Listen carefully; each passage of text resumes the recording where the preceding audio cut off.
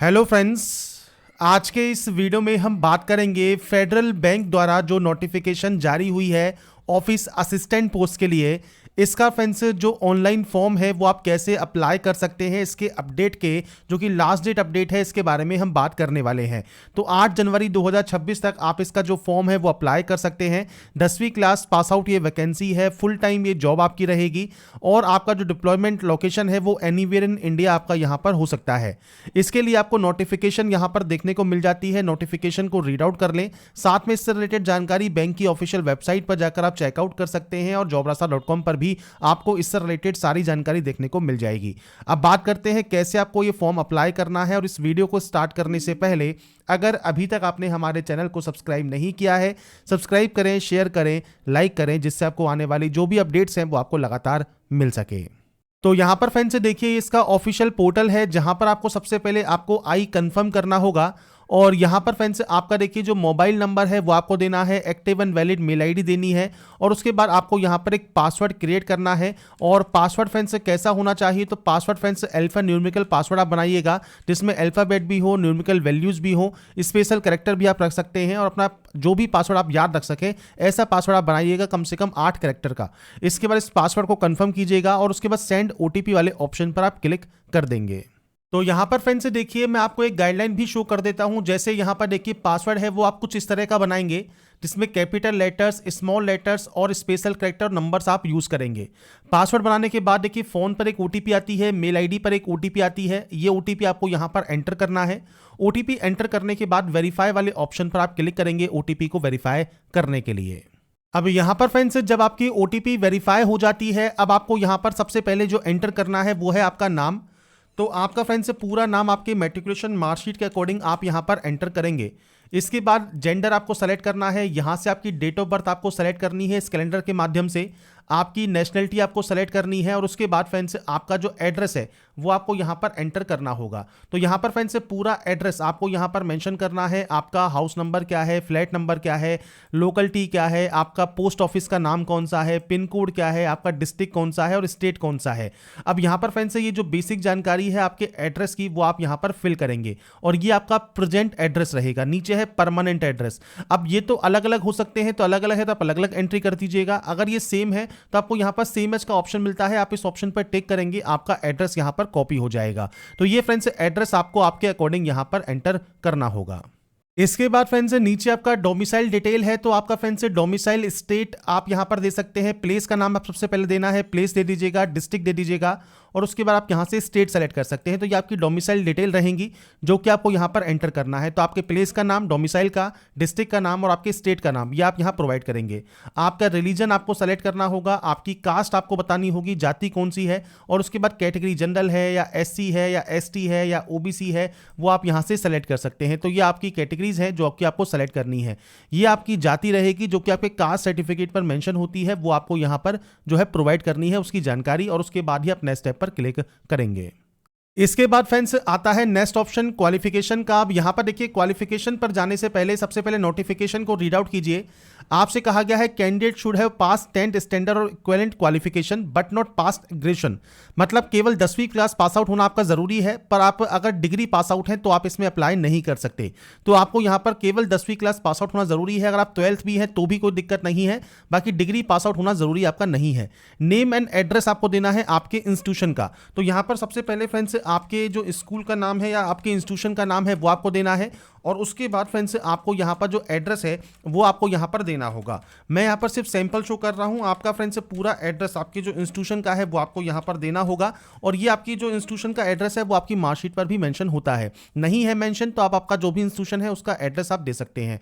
आप पास हैं वो जानकारी आप देंगे, डेट ऑफ पासिंग क्या है इस कैलेंडर से सेलेक्ट करेंगे और यहाँ से आप अपनी परसेंटेज मेंशन कर देंगे।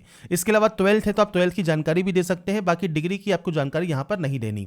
कोई अदर कोर्स अगर आप कर रहे हैं तो उसकी जानकारी आप दे सकते हैं। इसके बाद आपको यहाँ पर लैंग्वेज बतानी है, तो आप यहाँ पर मल्टीपल लैंग्वेज भी ऐड कर सकते हैं जो कि आप यहाँ पर स्पीक कर सकें, रीड कर सकें, राइट कर सकें। और उसके अलावा आपको प्लस साइन मिलता है, आप यहाँ पर चाहें तो एक एक्स्ट्रा लैंग्वेज भी यहाँ पर आप ऐड कर सकते हैं जो कि आप जानते हैं और उसके बाद आप नेक्स्ट स्टेप पर क्लिक करेंगे। इसके बाद फ्रेंड्स यहाँ पर आता है एक्स्ट्रा करिकुलर डाटा, जिसमें फ्रेंड्स आप कोई भी एक्स्ट्रा करिकुलर एक्टिविटीज़ करते हैं तो उसकी जानकारी आप यहाँ पर प्रोवाइड कर सकते हैं। इसके अलावा आपको कोई प्राइज़ मिला है, साइकिलिंग की नॉलेज है या नहीं है, वैलिड ड्राइविंग लाइसेंस आपके पास है तो अपने लाइसेंस की जानकारी आप प्रोवाइड कर सकते हैं, साइकिलिंग की नॉलेज है तो आप वो दे सकते हैं, कोई आपको प्राइज़ वगैरह मिला है तो आप उसको बता सकते हैं, नहीं तो आप यहाँ नो करेंगे। कोई एक्स्ट्रा करिकुलर एक्टिविटीज़ में अगर आप पार्ट करते हैं, कोई भाग लेते हैं, आपको फ्रेंड्स को एक्टिविटीज़ की आपको नॉलेज है तो वो आप यहाँ पर जानकारी प्रोवाइड कर सकते हैं। इसके बाद आप नेक्स्ट स्टेप पर क्लिक करेंगे। इसके बाद आता है आपका हेल्थ डिटेल्स। तो यहाँ पर आपका जो ब्लड ग्रुप है वो आपको यहाँ पर ऑप्शन मिल जाता है, वो आप यहाँ सेलेक्ट कर सकते हैं। इसके बाद फ्रेंड्स आपसे पूछता है कोई मेजर इलनेस आपकी रही है, कोई ऑपरेशन या एक्सीडेंट हुआ है, वो जानकारी आप दे सकते हैं। फिजिकल डिसेबिलिटी है या नहीं है, अगर आप है तो यस कर सकते हैं और उसको स्पेसिफाई कर सकते हैं और परसेंटेज ऑफ डिसेबिलिटी बता सकते हैं। नहीं है तो आपको नो करना है। कोई फैमिली मेंबर की हिस्ट्री है कि मेजर इलनेस की या ऑपरेशन या एक्सीडेंट की, वो आप जानकारी प्रोवाइड करेंगे, नहीं तो आप नो कर सकते हैं। इसके बाद किसी भी तरह का कोई वर्क एक्सपीरियंस आपके पास है, किसी ट्रेड या बिजनेस या प्रोफेशन के आप एंगेज हुए हैं तो आप जानकारी यहाँ पर प्रोवाइड कर सकते हैं, नहीं तो आप इसमें नो कर सकते हैं। करंटली कोई होल्डिंग करते हैं, कोई पोजीशन वगैरह, तो आप यहां पर यस या नो करेंगे। इसके बाद नेक्स्ट स्टेप पर जाना है।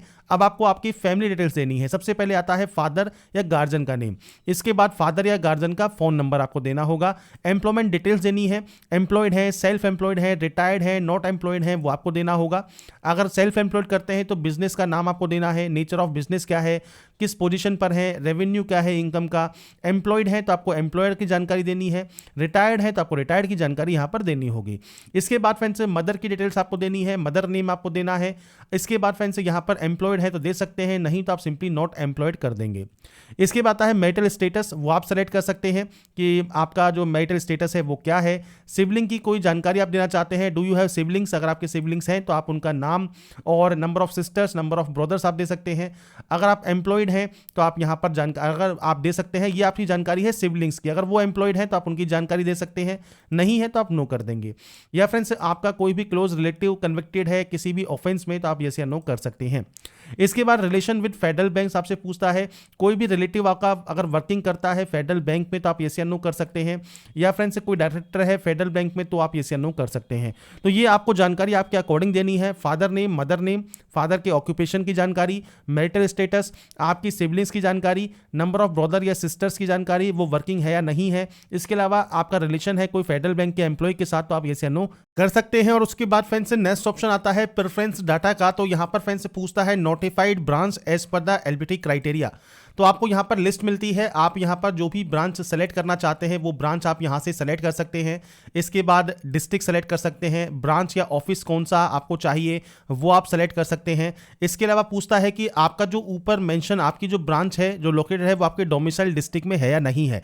इससे रिलेटेड भी आपको नोटिफिकेशन को रीड आउट यहां पर करना है और उसमें फ्रेंड्स आपको जानकारी देखने को मिल जाती है, जिसमें आपसे कहा गया है place of domicile of the candidate should be located in the same district of notified branch या ऑफिस विद इन 20 किलोमीटर।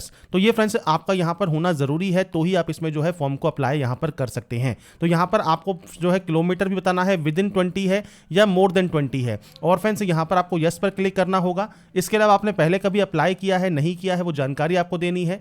इसके बाद आपसे पूछता है कि आप अपने बारे में बताइए कि इस रोल के लिए या इस पोस्ट के लिए आपको क्या सूटेबल करता है, आपके अचीवमेंट क्या है। आप शॉर्ट में ब्रीफ में अपनी जानकारी प्रोवाइड कर सकते हैं आपके बारे में।